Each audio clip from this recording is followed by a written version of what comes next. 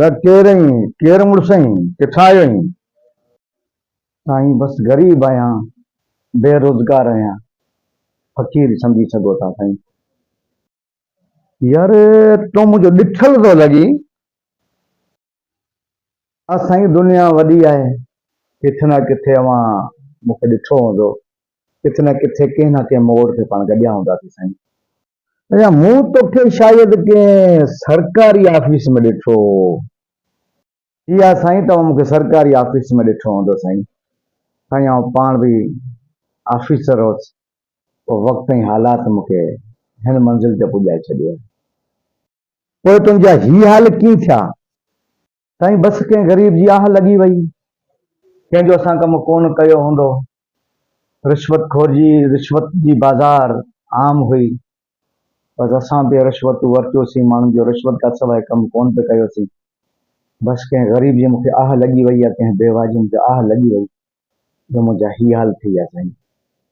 अवां बि वॾी कुर्सी ते वेहण खां पोइ कंहिंखे इंसानु सम्झो ई कोन। हाणे तव्हांखे ख़बर पई हूंदी त घणे वीह सौ आहे।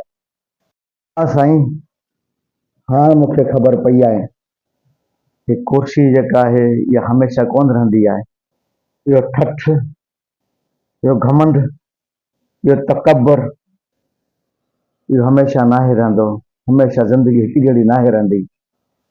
अॼु मूंखे हिन हाल ते पुॼाइण में इन मुंहिंजो तकबर जेको आहे मूंखे फ़क़ीर बणाए छॾियो साईं।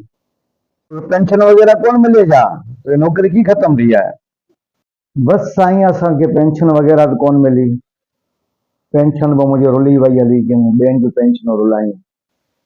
नौकरी बसि अल्लाह जी लाठी जेका बे आवाज़ आहे, बसि का ख़बर कोन पई त ही मुंहिंजी नौकरी जेका हुई, जेको ख्वाबु हो, इहा हक़ीक़त हुई। इहा मुंहिंजी नौकरी ईअं ई वई हली पोइ साईं, ईअं ई नौकरी मुंहिंजी वई हली।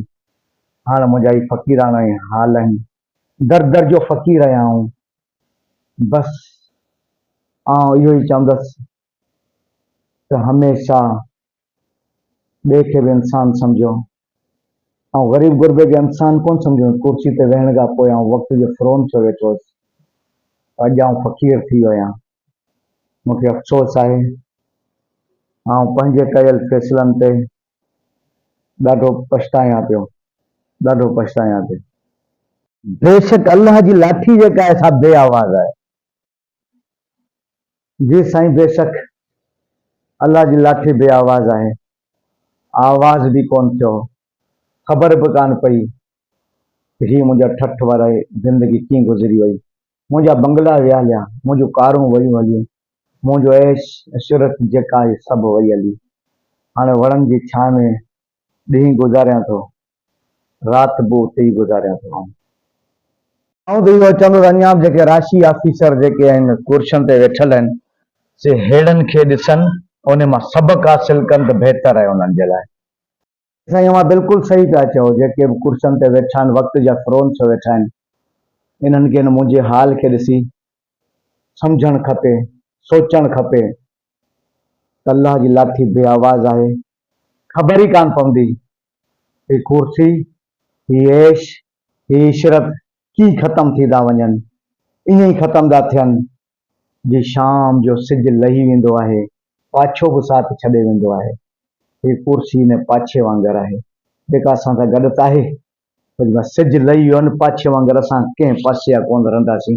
ऐं तमामु इन्हनि ऑफिसरनि जेके वेठल आहिनि कुर्सियुनि ते, उन बराए महिरबानी ग़रीबनि जा कमु मुफ़्त में करियो, उन्हनि खे तंग न करियो, तव्हांजा बि हालात मूं जहिड़ा थी वेंदा, मूं जहिड़ा थी वेंदा।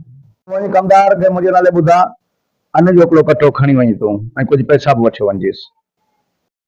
गोतार साईं, महिरबानी, लख कुर्ब तव्हांजा। अव्हां जहिड़ा जेके सखी आहिनि, ही दुनिया इन करे ई हले पई। साईं आउं वञा थो कमदार खां, अव्हांजे नाले जेको सो अन खणा थो, अव्हांजी महिरबानी साईं। बसि राशि ऐं रिश्वतखोर ऑफिसरनि खे अलाह हिदायत ॾे, उहे जेके से आम अवाम खे इंसानु सम्झनि, वधीक हिदायत अलाह ॾींदो, असां कुझु कोन था चई सघूं।